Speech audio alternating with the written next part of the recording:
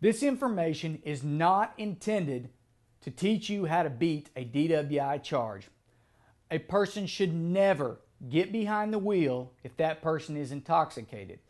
Now, it is intended to educate people about their rights so that they can make informed and responsible decisions if faced with a possible DWI situation.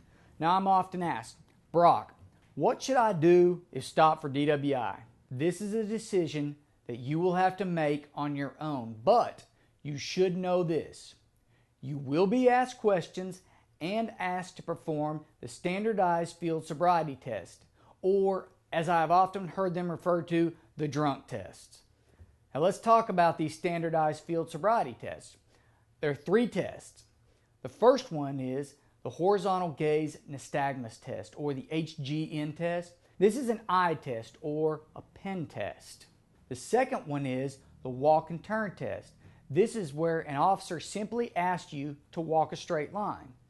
And the third and final test is called the One-Legged Stand Test. This is where an officer asks you to stand on one leg for 30 seconds. Now, these 3 tests are designed to test your mental and physical faculties. In other words, your ability to balance and your ability to listen to and comprehend instructions. They are scientifically designed tests, and police officers are looking for very specific things that you do wrong. If during these tests you do something wrong, it's counted against you. You are not given credit for doing things correctly. This officer will not tell you what he's looking for, and he is not required to do so by law. So, you're going to be asked to play a game, but you're not going to be told what the rules are.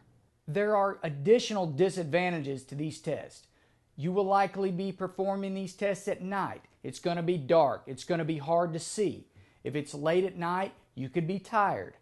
You will be nervous and scared that you might be arrested. And you're going to be performing these tests on the side of a road or a highway. Your balance will be tested on a road surface that may be cracked, slanted, uneven. There may be dirt or debris on the road. Traffic's going to be flying by you. Cars or semi-trucks that are racing by very close to you. These could cause wind gusts that could affect your balance or your nerves.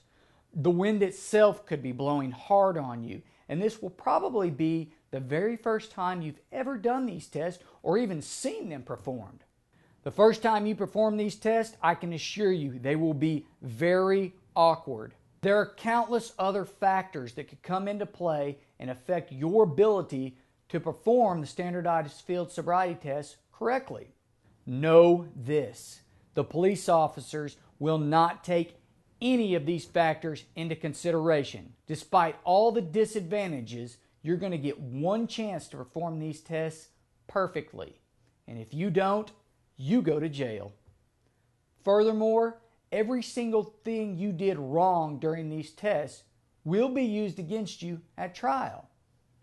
Now, an officer is not required to tell you any of this information, nor is he required to tell you your rights. So you should know, 1, you are not required by law to perform the Standardized Field Sobriety Test. And 2, you do not have to answer the officer's questions.